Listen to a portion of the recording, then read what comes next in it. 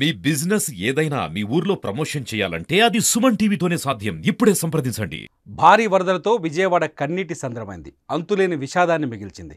వరద తగ్గుముఖం పడుతున్న కొద్దీ చనిపోయిన వారి సంఖ్య పెరుగుతోంది. ఇప్పటి వరకు 29 మంది వరదల్లో చనిపోయినట్లు అధికారులు ఇప్పటికే ప్రకటించారు. దాదాపు 22 మృతదేహాలను పోస్టుమార్టం నిమిత్తం విజయవాడ ప్రభుత్వ ఆసుపత్రికి తరలించారు.